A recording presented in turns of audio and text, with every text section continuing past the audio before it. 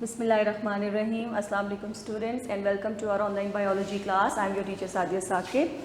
अपने previous sessions में हमने डिस्कस किया था about the man and his environment, ecosystems, ecology, then we discussed about the biogeochemical cycles, फिर हमने energy flows in the ecosystem के बारे में बात की और अपने आज के सेशन में हम इसी चैप्टर में एक और इंटरेस्टिंग टॉपिक के बारे में डिस्कशन करेंगे, that is the ecological succession. It's a new concept for you, लेकिन आप इसको एंजॉय करेंगे. So let's start our today's topic. Now what is mean by ecological succession? Now definitely this topic is also related with the ecology, with the environment. अब इसको हम define किस तरह से कर सकते हैं इकोलॉजिकल सक्सेशन को? The process by which species are replaced over time. ठीक है, I am repeating the definition. The process by which species are replaced after a specific time period or interval of time, right? इसको हम ecological succession कहते हैं. और इसके लिए हम एक और statement भी use कर सकते हैं, change in the community structure over passage of time. Change in the community structure over passage of time. Now what is mean by community structure? So first of all you should know what is mean by community. You are familiar with the species, you are familiar with the population. मैं एक दफ़ा फिर आपके लिए उसको repeat कर देती हूँ डेफिनेशन को. Species defined as a group of organisms of same type which can interbreed among themselves to reproduce offsprings of their own type. Or population is a group of same species living at same time at same place, right? Now what is the difference between population and community? Community is basically the combination of many populations, different species living at same time at same place and sharing the same environmental resources. That is basically called as community. तो ecological succession को हम किस तरह से define कर सकते हैं?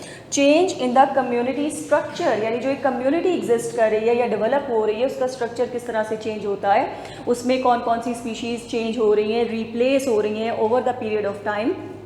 That is called as ecological succession. ठीक है. कम्युनिटी रिले, हम इकोलॉजिकल सक्सेशन को कंसिडर कर सकते हैं that it is a community relay. अब इसको कैसे हम डिफाइन कर सकते हैं? Succession is a kind of community relay in which group of organisms, right, I am using the term group of organisms.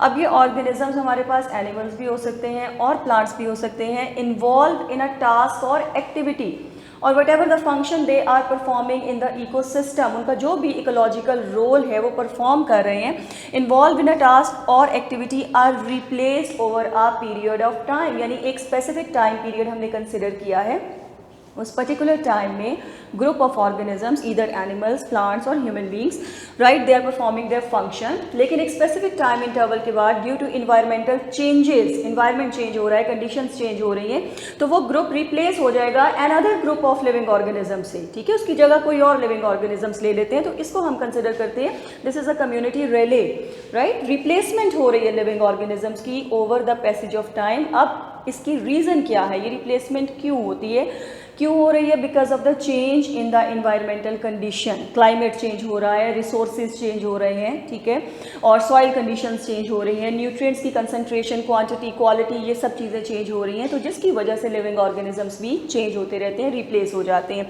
तो इसको हम कहते हैं कि कम्युनिटी का स्ट्रक्चर चेंज हो रहा है. Now there may be formation of the new habitats as well in the ecosystem. Ecosystem में habitat change हो सकता है, right, उसका structure change हो सकता है, उसकी quality change हो सकती है, एक बिल्कुल new habitat develop हो सकता है as a result of change in the community structure. Now there is another very important terminology जिससे आपको अवेयर होना ज़रूरी है, sears or serial stages. Now what is mean by sear or what is mean by serial stage?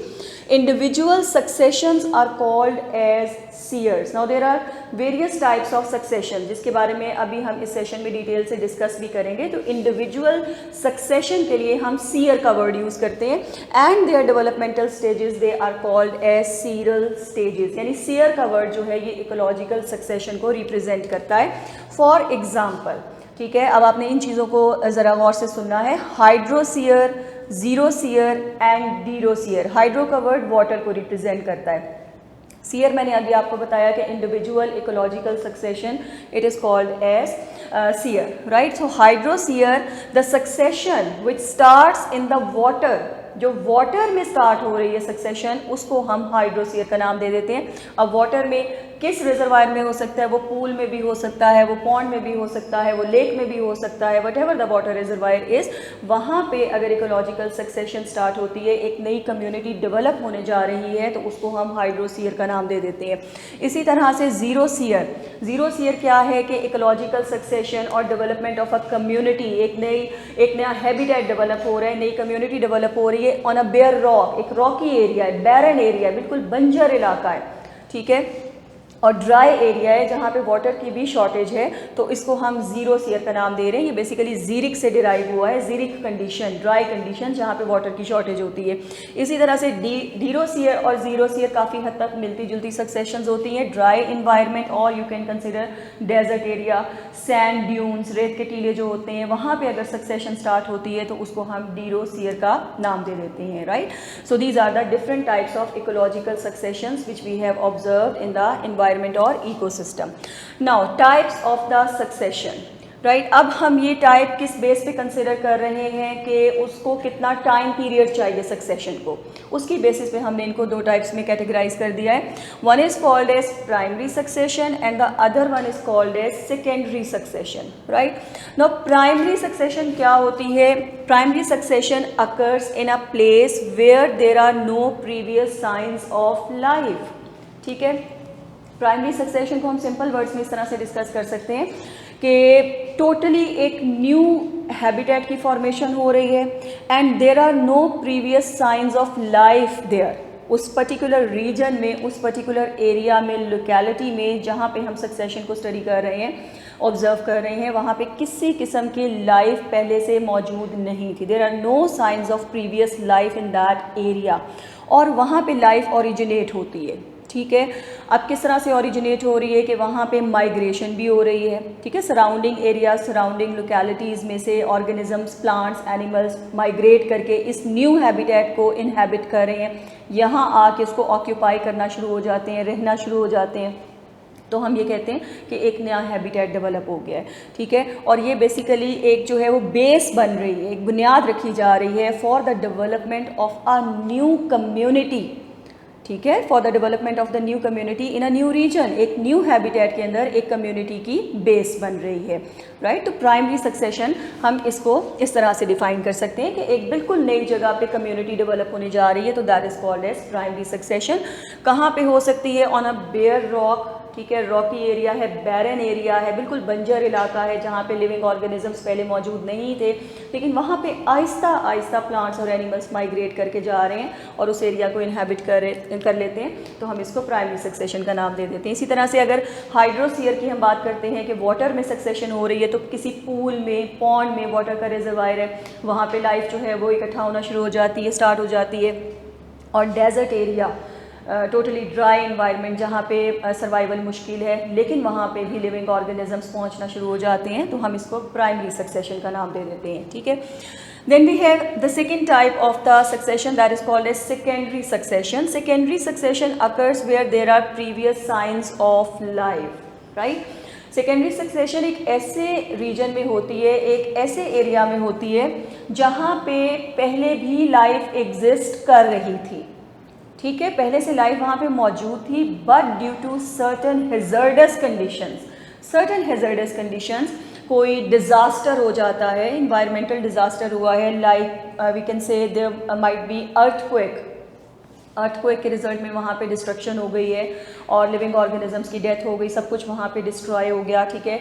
वहाँ पे severe floods की वजह से डिस्ट्रक्शन हो गई है, हैबिटेट्स डिस्ट्रॉय हो गए हैं, एनिमल्स और प्लांट्स वहाँ पे मौजूद नहीं है, डेथ हो गई है, राइट। तो इसको हम कह सकते हैं, ठीक है। इसके अलावा जैसे फायर्स हो जाती हैं, फॉरेस्ट फायर, फॉरेस्ट के अंदर फायर हो जाती है, राइट, या फील्ड्स, एग्रीकल्चरल फील्ड्स जो है वहाँ पे फायर हो सकती है, तो उसके रिजल्ट में वहाँ की वेजिटेशन डिस्ट्रॉय हो जाती है, प्लांट्स डिस्ट्रॉय हो जाते हैं, वहाँ पे एनिमल सर्वाइव नहीं कर सकते, तो वो एरिया एक बैरन एरिया में कन्वर्ट हो जाता है, ठीक है।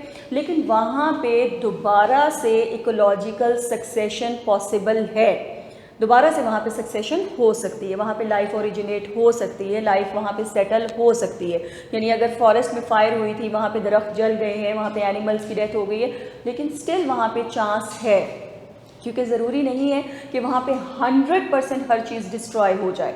वहाँ पे कोई ना कोई प्लांट्स ज़रूर जो है वो सर्वाइव कर जाएंगे, बचे हुए होंगे फायर से या अर्थक्वेक के रिजल्ट में या फ्लड्स के रिजल्ट में, कुछ ना कुछ एनिमल्स ज़रूर जिंदा बच गए होंगे। तो there are previous signs of life, ठीक है। ये जो मैं स्टेटमेंट बार बार यूज़ कर रही हूँ कि प्रीवियस साइंस ऑफ लाइफ, वो इस चीज़ को रिप्रेजेंट कर रहा है कि कोई ना कोई लिविंग ऑर्गेनिजम्स जो है वो सर्वाइव कर जाते हैं। जो बच जाते हैं वो फर्दर आगे जो है वो कम्युनिटी को डेवलप करेंगे, ठीक है।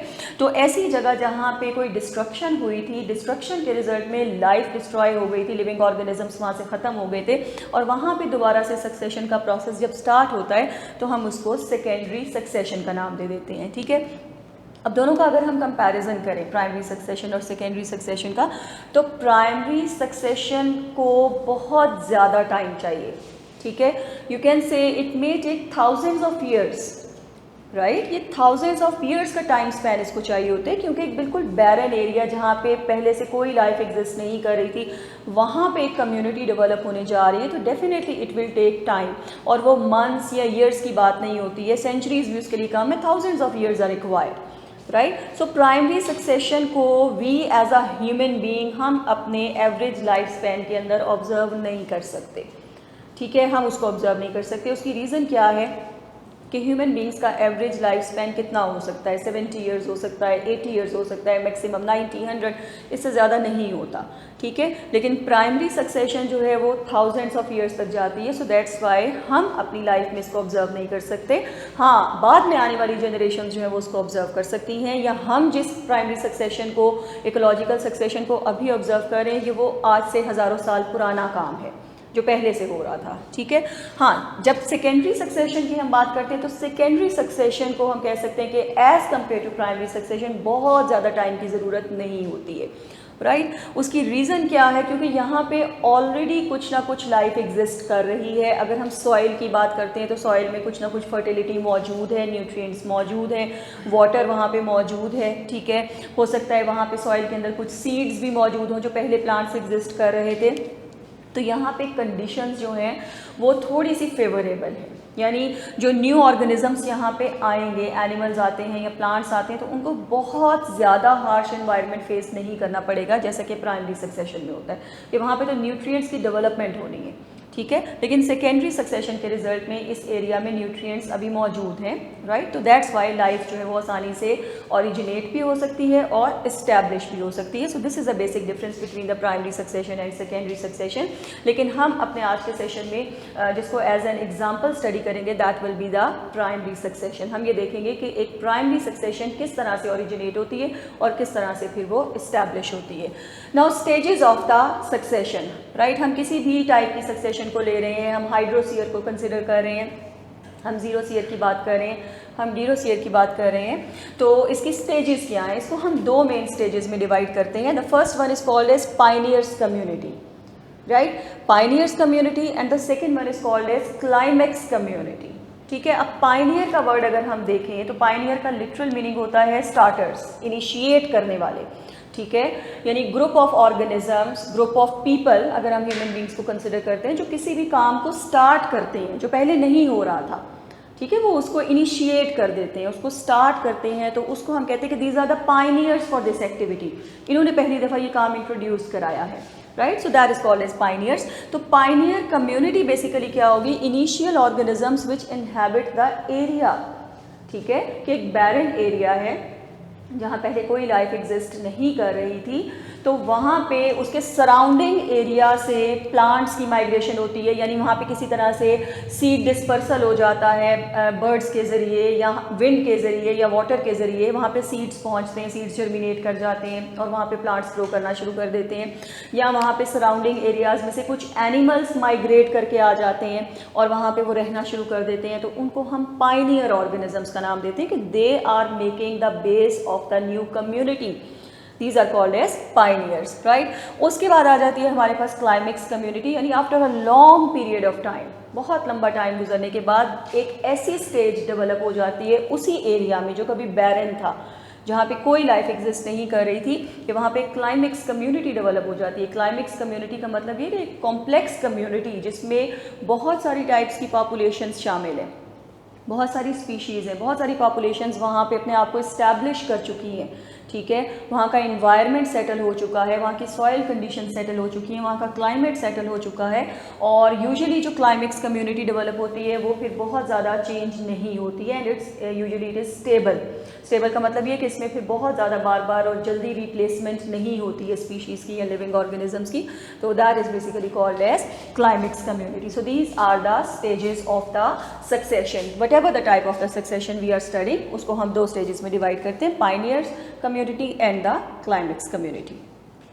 ओके स्टूडेंट्स, सो अब हम डिस्कस करते हैं सक्सेशन की एक टाइप को, ठीक है। हम बात करेंगे अबाउट द प्राइमरी सक्सेशन, जो कि एक बैरन एरिया में, एक रॉकी एरिया में, एक बंजर इलाका है, वहाँ पे एक कम्युनिटी डेवलप होने जा रही है, ठीक है। तो मैं रिपीट कर रही हूँ कि हम स्टडी करने लगे हैं stages of the primary succession, कि एक ऐसी जगह जहाँ पे पहले लाइफ एग्जिस्ट नहीं कर रही थी, कोई प्रीवियस लाइफ के साइंस वहाँ पे मौजूद नहीं है, और वहाँ पे लाइफ जो है वो डेवलप होने जा रही है, एक कम्युनिटी बनने जा रही है, जहाँ पे फिर फाइनली एक स्टेज ऐसी आएगी कि बहुत सारी पॉपुलेशंस एट अ टाइम उस जगह को इनहेबिट करेंगी और वहाँ पे रहेंगी। There will be the formation of the climax community, right. So xerarch succession, xerosere से डिराइव किया है बेसिकली ये वर्ड हमने, ज़ीरार्च सक्सेशन, और हम यहाँ पे स्टडी करेंगे बेसिकली द प्लांट सक्सेशन, कि किस तरह से प्लांट की डिफरेंट स्पीशीज़ वहाँ पे डेवलप हो रही हैं उस एरिया में, और कैसे फिर after a specific time period वो रिप्लेस होती जाएंगी ज़्यादा बेटर प्लांट्स के साथ, ठीक है। और हम इसको ज़ीरो सीयर भी कह सकते हैं, ज़ीरार्च सक्सेशन और xerosere. Now what are the stages, ठीक है। 2 बेसिक स्टेजेस तो मैंने आपको अभी कुछ देर पहले बताई थी कि कोई भी सक्सेशन होगी तो उसकी 2 बेसिक स्टेजेस होती हैं, एक को हम पायनियर कम्युनिटी का नाम देते हैं और एक को हम क्लाइमेक्स कम्युनिटी का नाम देते हैं। तो पायनियर्स वो होते हैं जो उस एरिया में इनिशिएट कर रहे हैं सक्सेशन के प्रोसेस को, और फिर ग्रेजुअली टाइम गुजरने के साथ साथ वो रिप्लेस होते जाएंगे, और फाइनली हमारे पास एक क्लाइमेक्स कम्युनिटी डेवलप हो जाती है, जिसका स्ट्रक्चर फिर बहुत जल्दी चेंज नहीं होता, ठीक है। लेकिन अब हमारे पास उसके अलावा कौन कौन सी स्टेजेस हैं, मतलब अगर हम डिटेल से सक्सेशन के प्रोसेस को स्टडी करें तो सबसे पहले इस बैरन एरिया में जो स्टेज हम ऑब्जर्व कर सकते हैं, that is called as crustose lichen stage. I am repeating, crustose lichen stage, ठीक है। And this is the first stage of the primary succession in a barren area, in a rocky area, एक बिल्कुल जहाँ पे dry environment है, वहाँ पे जो सबसे पहले लिविंग ऑर्गेनिजम्स इनहेबिट करेंगे, आके इस्टेब्लिश होंगे, वो क्रिस्टोस लाइकन्स हैं, ठीक है।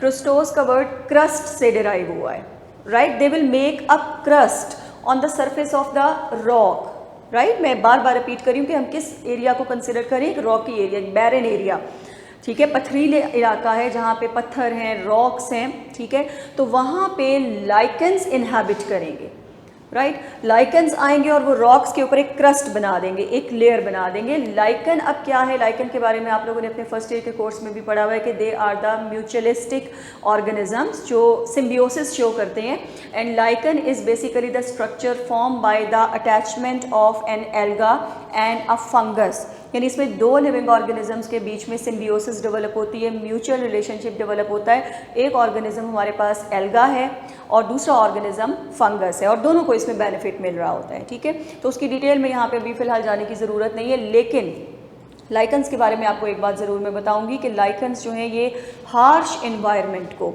डेसिकेशन को, ड्राइनेस को आसानी से टॉलरेट कर लेते हैं, यानी हार्श इन्वायरमेंटल कंडीशंस में भी ये सर्वाइव कर लेते हैं, ठीक है। तो सबसे पहले जो हमारे पास पायनियर्स हैं जो ज़ीरो सीयर में डेवलप होंगे, these are the crustose lichens, ठीक है। ये रॉक्स के ऊपर आके अटैच हो जाते हैं, ग्रो करते रहते हैं, और ड्राई इन्वायरमेंट भी है, वाटर अवेलेबल नहीं है, कम वाटर अवेलेबल है, फिर भी ये वहाँ पे ग्रो करेंगे और काफ़ी अरसा जो है वहाँ पे हमें क्रिस्टोस लाइकन स्टेज नज़र आएगी।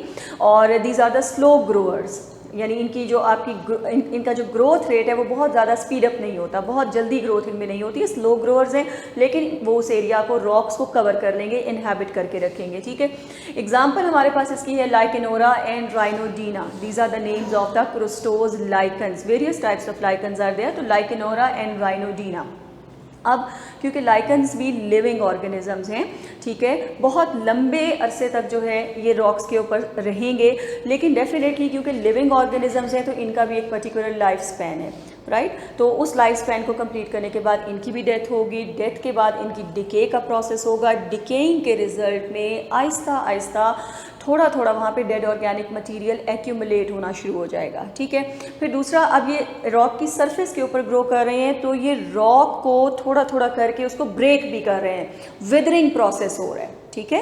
क्योंकि रॉक है तो वो आहिस्ता आहिस्ता, क्योंकि ये ग्रो कर रहे हैं, उसके अंदर पेनिट्रेट कर रहे हैं उसकी सरफेस के ऊपर, तो रॉक्स की सरफेस जो है उसकी विदरिंग स्टार्ट हो जाएगी और there will be the formation of the soil. Soil कैसे बनती है? By breakage of the rocks, ठीक है। और फिर उसके अंदर ऑर्गेनिक मटेरियल ह्यूमस मिक्स होता चला जाता है, तो हम उसको सॉइल का नाम दे देते हैं। तो यानी बिगनिंग हो गई है, प्रोसेस स्टार्ट हो गया है एक रॉकी एरिया में सॉइल की फॉर्मेशन का by the death and decay of the crustose lichens, right. अब काफ़ी सेंचुरीज तक जो है ये लाइकन स्टेज कंटिन्यू कर सकती है, but it has to be replaced. जैसे कि हमने सक्सेशन को डिफाइन किया था कि यहाँ पे स्पीशीज़ की रिप्लेसमेंट होती है after specific time period.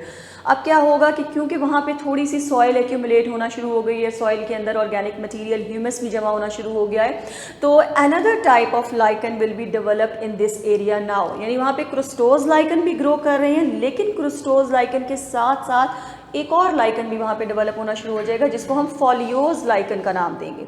So second pioneer जो हमें यहाँ पे नजर आते हैं, दीज आर द फॉलियोज लाइकन्स। फॉलियोज की टर्म ये लीफ को रिप्रेजेंट करती है, ठीक है। फॉलियोज का लिटरल मीनिंग होता है लीफ लाइक, यानी इनकी फिजिकल जो अपीयरेंस है तो ये लीफ लाइक नजर आते हैं, but they are not actually the plants, हैं ये लाइकन ही है, ठीक है। Symbiotic association between the alga and the fungus, लेकिन अब ये थोड़े से ज़रा मॉडिफाइड हैं, इनका जेनेटिक मेकअप जो है वो थोड़ा सा ज़्यादा मॉडिफाइड है as compare to the crustose lichens. Size भी इनका इंक्रीज हो जाता है, तो इसलिए ये हमें एक लीफी अपीयरेंस शो कर रहे हैं, राइट। तो क्रुस्टोज लाइकन के साथ साथ अब उस रॉक के ऊपर, उस रॉकी एरिया में फॉलियोज लाइकन्स भी डेवलप हो गए हैं, ठीक है।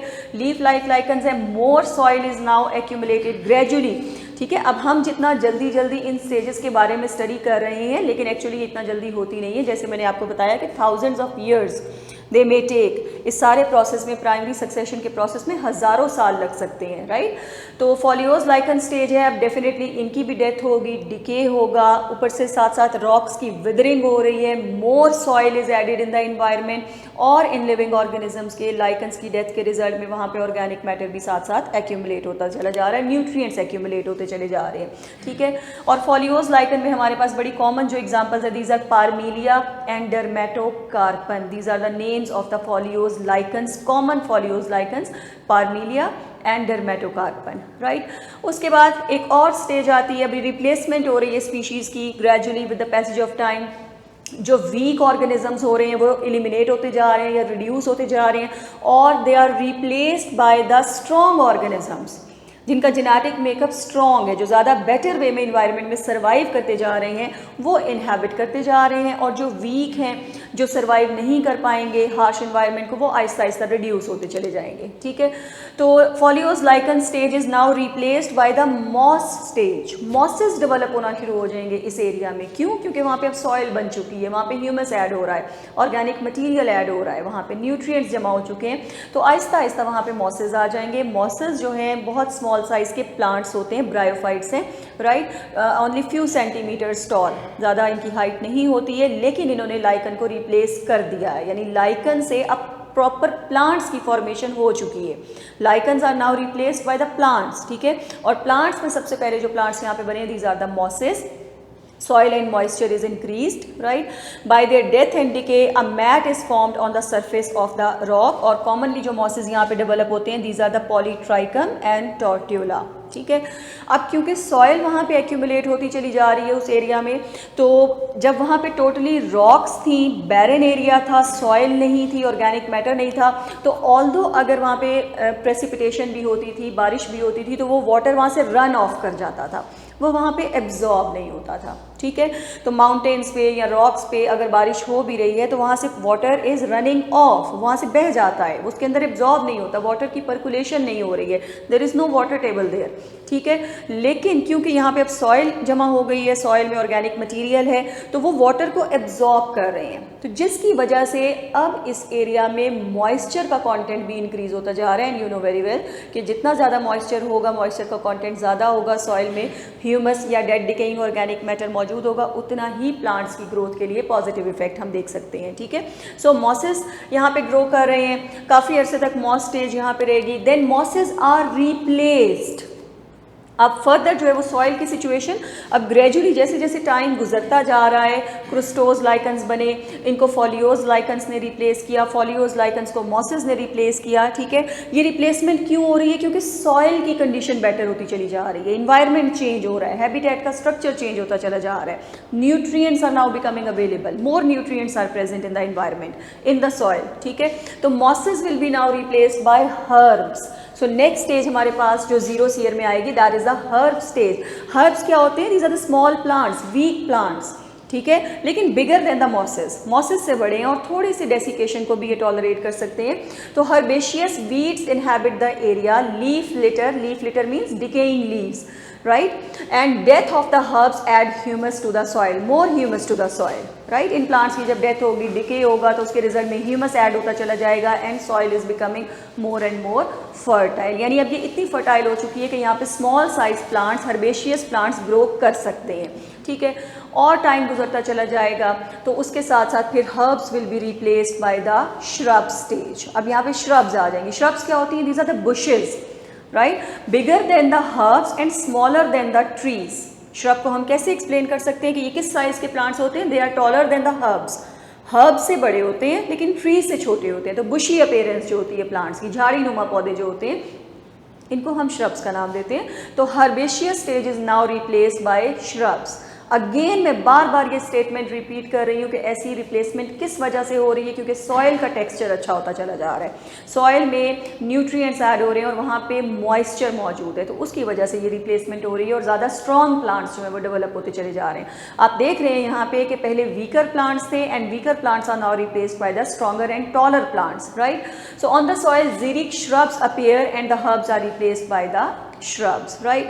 Then after many years, बहुत सारा टाइम गुजरता चला जाएगा and these shrubs will be replaced by the trees, ठीक है। ट्रीज आप सब फैमिलियर हैं दरख्तों से, ठीक है। तो अब वहाँ पे आहिस्ता आहिस्ता ट्रीज की फॉर्मेशन हो जाएगी। अब इस सारे सिनेरियो के अंदर, इस सारे इन्वायरमेंट के अंदर अब एनिमल्स भी शामिल हो गए हैं, राइट। एनिमल्स जो है वो सराउंडिंग लोकेलिटी से माइग्रेट करके यहाँ पे आना शुरू हो गए हैं। लाइक अगर हर्बीवोर्स हैं तो हर्बीवोर्स को खाने के लिए यहाँ पे फूड मौजूद है, grasses are there, herbs are there, shrubs are there, ठीक है। बर्ड्स माइग्रेट करेंगे इस एरिया में, उनके लिए भी यहाँ पे न्यूट्रिएंट्स मौजूद हैं। Birds are also, birds and insects they are very important for the seed dispersal, right. तो फिर इस लोकेलिटी में सीड डिस्पर्सल होगा और वेरियस प्लेसेस पे न्यू प्लांट्स की ग्रोथ स्टार्ट हो जाती है। तो ये बहुत सारी एक्टिविटीज़ एक दूसरे के साथ रिलेटेड है। ये डेवलपमेंट जो है वो प्लांट्स की हो रही है, प्लांट कम्युनिटी डेवलप हो रही है, लेकिन ऑटोमेटिकली उसके अंदर जो है वो एनिमल कम्युनिटी भी शामिल होती चली जा रही है, क्योंकि एनिमल्स के रहने के लिए भी हैबिटेट मॉडिफाई हो गया है, right. So this happens finally shrubs are replaced by the trees and various types of trees may be present in this locality now and same अब क्या है, मज़ीद टाइम गुजरता चला जा रहा है और फाइनली हमारे पास जो है वो second stage of succession attain हो जाएगी, that is called as climax community और क्लाइमेक्स फॉरेस्ट, ठीक है। क्लाइमेक्स फॉरेस्ट हमारे पास बन जाएगा जिसमें abundantly larger trees are present, ठीक है, और trees are making the canopy over the forest, ठीक है। कैनोपी का मतलब होता है कि एक शेड, जैसे अब आपने जो है वो टीवी डॉक्यूमेंट्रीज में देखा भी होगा, जो मतलब फॉरेस्ट होते हैं उसमें लार्जर ट्रीज आर देयर और ट्रीज ने अपर एरिया को कवर किया हुआ होता है और उनके नीचे जो है वो सारा शेड होता है, क्योंकि दरख्त बड़े बड़े होते हैं और उन्होंने नीचे वहाँ पे सारा शेड प्रोवाइड किया हुआ होता है। तो फिर उनके नीचे सिर्फ वही प्लांट्स ग्रो कर सकते हैं जो शेड लविंग हैं या जो कम रोशनी में ग्रो कर सकते हैं, ठीक है। तो फाइनली हमारे पास एक क्लाइमेक्स फॉरेस्ट डेवलप हो गया जिसमें एनिमल्स भी मौजूद हैं। Variety of species are there now in the climax forest. Plant की स्पीशीज़ हैं, एनिमल्स की स्पीशीज़ हैं, बर्ड्स की हैं, इंसेक्ट्स की हैं, डिकम्पोजर्स की हैं। So all type of populations of different organisms now they are staying together in the area.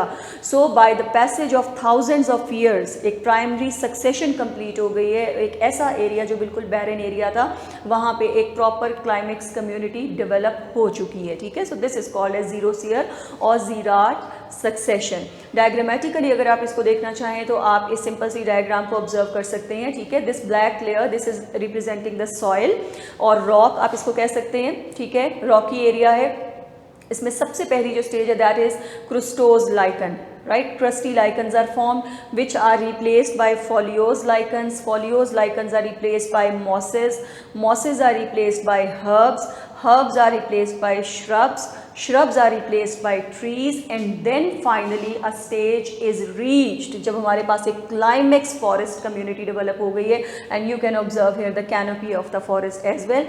और इसके नीचे फिर आपको हर तरह के plants जो shade में grow कर सकते हैं, they may be grasses, they may be shrubs or herbs, all of these are present along with the animals and decomposers, right? So that is all about the stages of succession. Zero sear एक rocky area में, एक barren area में किस तरह से एक community develop होती है, इसके बारे में हमने अपने आज के topic में discuss किया है. Hopefully आपको ये topic अच्छी तरह से clear हो गया होगा and you are now clear with the stages of the succession. And that is all for today. Thank you for watching and Allah Hafiz.